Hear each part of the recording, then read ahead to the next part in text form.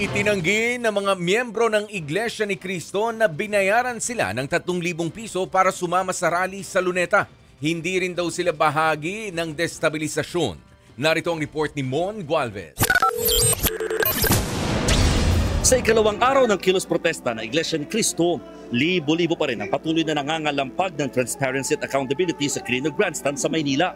Kaliwat ka ng tent nang itinayo sa lugar at may mga nakalatag na ring trapal sa daan. Dito na kasi nagpamorningan ng mga miyembro ng INC na karamihan ay nanggaling sa Luzon.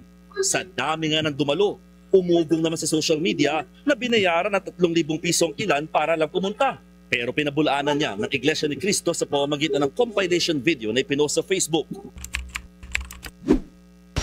Wala pong bahay sa amin dito. Ang dami pong kapatid na Iglesia ni Cristo na nandito po ngayon. Tapos 3,000 per head. Nagpapatawa po kayo. Ang nakausap nga naming INC member na si Edna Banyaga, iginit din na hindi sila pinilit. Wala naman kaming mapapala kung tutusin kung magpapilit. Pero dahil sa atas ng pananampalataya, sumusunod kami.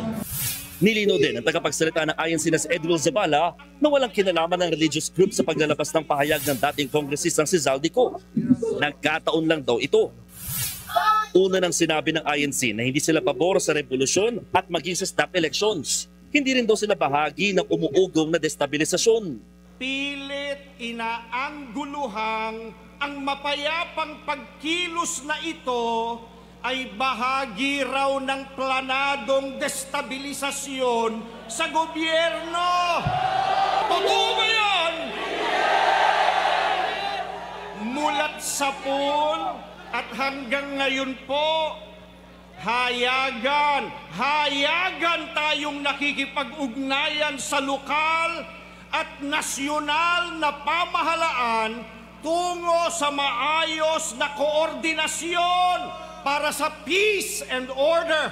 Ipanalangin, ipagpanata, maging mapayapa ang pagkilos nating ito. Bukas din daw ang peace rally sa lahat, INC member man o hindi, kahit na sa mga politiko. Basta pinakapakay nila ay ang panawagan sa accountability, transparency, justice at peace. Yan daw ang dahilan kaya hindi nila pinapasok ang grupo Maka Duterte na may placard na Marcos resign. Para sa iglesia, hindi pamumulitika ang kilos protesta. Kagabi, isa sa nagsalita sa programa ng INC si Senator Rodante Marcoleta. Nakiisa naman ang veteranong aktres na si Gladys Reyes at ang actress-vlogger na si Cristel Fulgar. Nagbabalita mula sa Frontline, Mon Gualvez, News 5. Mga kapatid, ako po si Ruth Cabal. Dito tayo sa totoo, dito tayo sa True FM. Mag-follow at mag-subscribe din po kayo sa aming social media accounts at True Network PH. Diyan po yan sa aming X na dating Twitter, sa FB, sa Instagram, sa YouTube, sa TikTok at sa mga podcast. At syempre, tutok din po kayo sa Signal True TV Channel 19.